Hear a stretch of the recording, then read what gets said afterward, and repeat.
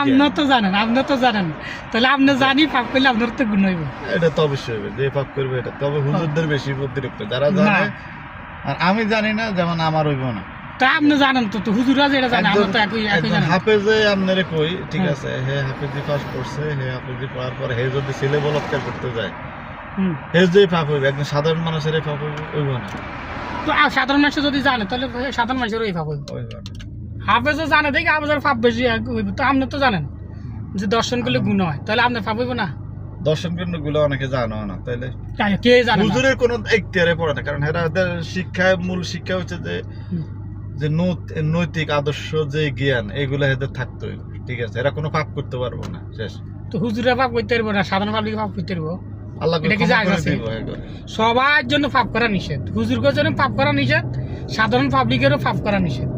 এই যে এখন মাদ্রাসা জায়গায় জায়গায় বলাৎকার করতেছে হুজুররা, তাইলে আরে ভাই হুজুররা খালি করে সেটা নয়, সাধারণ পাবলিক আরো বেশি করে। হুজুর ওটা প্রচার করে দেখে আপনাদের চোখে লাগে যে হ্যাঁ হুজুরা বলাৎকার করে, হুজুরা বলাৎকার করে। হুজুর থেকে 100 গুণ 1000 গুণ বেশি করে সাধারণ পাবলিকে, রাজনীতিবিদরা এইগুলি প্রচার করে না দেখে চোখে পড়ে না। হুজুরকে একজনে বলাৎকার করলে পুরো বাংলাদেশে যায়, আর সাধারণ পাবলিক রাজনীতিবিদরা 10 জনে করলে 100 জনে করলে আপনি যদি একটা ডিস্ট্রিক্টও ছড়ায় না।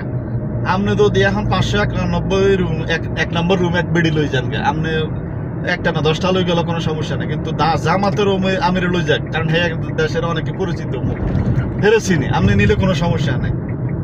আমার লাগে কি ইসলামে তো জায়েজ করে না যে আমি তাহলে হে দর্শন করতে পারবো। আপনারা কেউ ফলো করে না, অনুসরণ করে না, হে বেটারা অনুসরণ করে, হে বেটা ইমাম, হে বেটা 10 জন ফলো করে, ঠিক আছে। হে বেটা যদি ভালো থাকে তাহলে আরো 10 জন ভালো হইব, হে বেটা যদি দর্শন করে আরো 10 জন দর্শক হইব, এটা জানেন? আপনি আমার কি শিখানাম না কি লেগে তো হে আল্লাহকে কইছে নি যে খারাপটা গ্রহণ করতে কইছে, আল্লাহ কইছে ভালোটা গ্রহণ করো। আমি হের থেকে ভালোটা শিখেন, খারাপটা শিখতেন জান কেন? আপনি আমারে বুঝে আমাদের আল্লাহ চোখ দিছে না? না, চোখ দিছে, কারণ হেদেরকে ইমাম বানাইছে কি লেগে? আল্লাহ সবার সমান এরা কি কইছে যে আপনি যাই দর্শন করেন? আমি দর্শন হে বেটা কইছে, হে বেটা তো আদর্শ, একটা দলের আদর্শ, নেতা নয়, দলের আদর্শ ফলো করতে কেন কইছে? কোরআন হাদিস ফলো করতে।